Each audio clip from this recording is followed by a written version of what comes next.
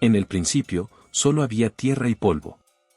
Un pueblo pequeño, insignificante para las tribus vecinas, vagaba sin rumbo en busca de una señal. No eran reyes. No eran conquistadores. No eran más que nómadas, los mexicas, errantes, guiados solo por una profecía que parecía un sueño distante. ¿Cómo un pueblo sin tierra podría alcanzar la gloria? Aquel que camina sin destino no puede encontrar la grandeza, o al menos eso pensaban todos. Pero el destino tenía otros planes para ellos. La historia comienza en el siglo XIII, cuando los mexicas eran una tribu pequeña y errante en el vasto altiplano central. Sus tierras originales, Aztlán, quedaban ya en el olvido. El éxodo era su única realidad. Durante generaciones, caminaron sin hallar descanso, sin hogar al cual pertenecer. Las tierras que encontraban a su paso ya pertenecían a otras civilizaciones poderosas, los toltecas, los tepanecas y los coloas. Los mexicas, siempre vistos como intrusos, eran relegados al desierto o las montañas. Solo les permitían quedarse bajo condiciones duras, ser sirvientes o, peor aún, ser utilizados como guerreros en las batallas más peligrosas. Despreciados por otros, eran considerados salvajes, demasiado incultos para gobernar, demasiado feroces para someterse sin luchar. Pero había algo más, algo que ni ellos mismos sabían todavía. Estaban destinados para algo grande. La historia de los mexicas es inseparable de sus creencias más profundas. Según los antiguos relatos, el destino de este pueblo estaba escrito mucho antes de que comenzaran su largo y agotador viaje. Los dioses les habían hablado, pero no de forma clara ni sencilla. La profecía de su futuro hogar estaba envuelta en misterio, guiada por una imagen poderosa, un águila devorando una serpiente sobre un nopal. El dios Huitzilopochtli, el dios del sol y la guerra, fue quien les entregó esta visión. Vagarán por años, les dijo, pero cuando vean esa señal, allí deberán fundar su ciudad. Allí crecerán y se convertirán en un pueblo invencible. Así comenzó la gran travesía. Durante más de 200 años, los mexicas recorrieron vastas extensiones de tierra, guiados solo por esta imagen en su mente. Cada día, cada paso, los llenaba de dudas. ¿Es esta la tierra prometida?, se preguntaban una y otra vez. Pero la señal nunca aparecía. El viaje fue largo y agotador. Muchas generaciones nacieron y murieron sin conocer un hogar permanente. Viajaban entre tierras hostiles, rodeados de pueblos poderosos que los miraban con desprecio. Fueron utilizados como mercenarios, despreciados como nómadas sin tierra, pero nunca olvidaron la promesa. La profecía no era solo un símbolo de esperanza, sino también una prueba. Huitzilopochtli había impuesto un desafío: los mexicas debían demostrar su fortaleza, su resistencia y su lealtad. Si eran capaces de sobrevivir las pruebas del destino, entonces serían dignos de fundar la gran ciudad. Los sacerdotes repetían constantemente las palabras del Dios a su pueblo, recordándoles que el sufrimiento que enfrentaban no era en vano. Las tormentas, el hambre y las batallas que libraban no eran más que pruebas divinas. Y así, con cada paso que daban, la fe de los mexicas se volvía más profunda. Mientras avanzaban, la incertidumbre crecía. Habían pasado décadas sin señales, y las condiciones eran cada vez más difíciles. Muchos comenzaron a dudar. ¿Había realmente una señal o era solo un mito que los mantenía en movimiento? Y fue entonces, en medio de esa incertidumbre, cuando la señal finalmente apareció. Aquel momento cambió todo. Los mexicas no podían creer lo que veían. Allí, en medio de las aguas salobres, en un lugar donde nadie se había atrevido a vivir, estaba la señal prometida. El águila, el nopal, la serpiente. La profecía de Huitzilopochtli se había cumplido. Este era el lugar donde debían construir su ciudad. El lugar era inhóspito. Un pequeño islote rodeado por las aguas del lago, lleno de pantanos y tierras infértiles. Para muchos, habría parecido un castigo, una burla del destino. Pero no para los mexicas. Los mexicas no vieron un obstáculo, sino una oportunidad. Sabían que, si podían prosperar en ese lugar, si podían hacer florecer la tierra donde otros habrían fracasado, entonces demostrarían su verdadera fortaleza. Este sería el corazón de su imperio. A partir de ese momento, los mexicas se dedicaron a transformar el terreno. Construyeron chinampas, islas artificiales donde podían cultivar alimentos. Crearon un sistema de canales y puentes que conectaban su isla con la tierra firme. Lo que antes era un lugar inhóspito, comenzó a florecer. Tenochtitlán, la ciudad prometida, había comenzado a nacer. Y con ella, también nacía el imperio que dominaría toda Mesoamérica. La profecía del águila y el nopal no solo fue una visión divina, fue el símbolo que guió a los mexicas desde la desesperación hasta la grandeza.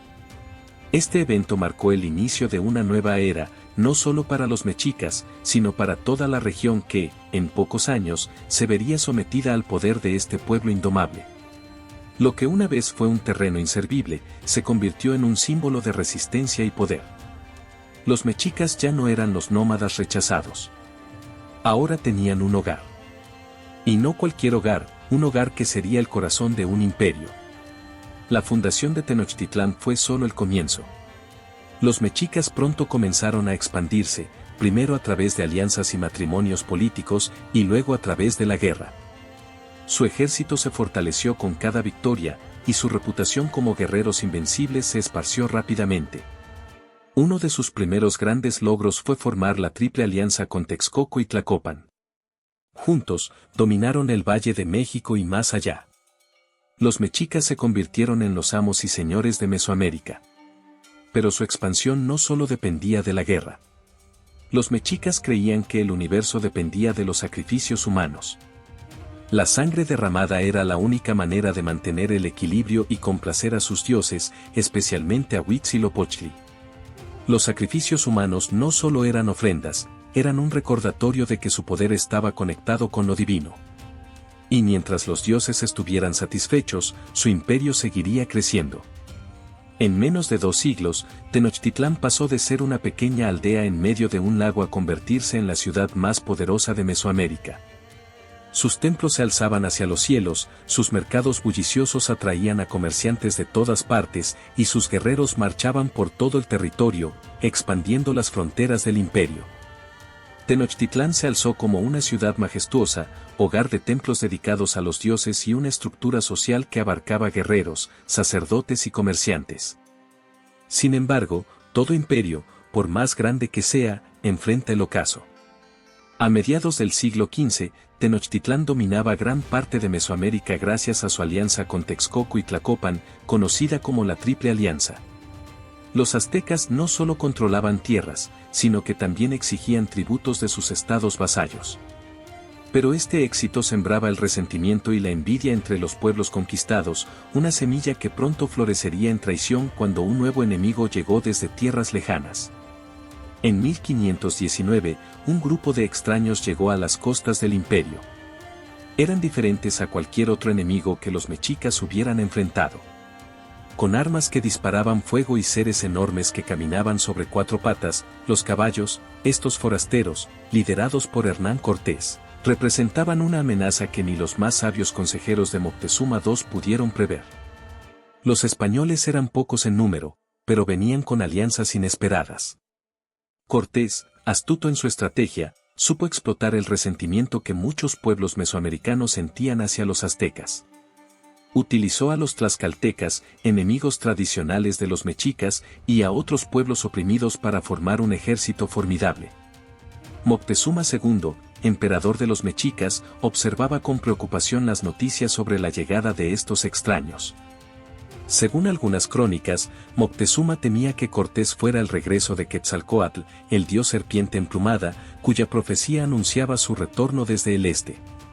Este temor llevó al emperador a actuar con cautela, permitiendo que los españoles se acercaran a Tenochtitlán en lugar de enfrentarlos directamente.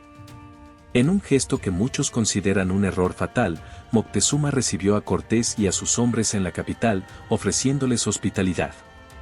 Cortés, sin embargo, veía la riqueza de la ciudad y sus tesoros con codicia. Mientras los mexicas intentaban entender a estos extranjeros, los españoles ya planeaban cómo apoderarse de la ciudad. La relación entre los mexicas y los españoles pronto se rompió. Un malentendido, una traición, y el odio estalló en las calles. Durante una ceremonia religiosa en el Templo Mayor, los españoles, temerosos de un levantamiento, atacaron a los mexicas, asesinando a muchos de sus sacerdotes y nobles.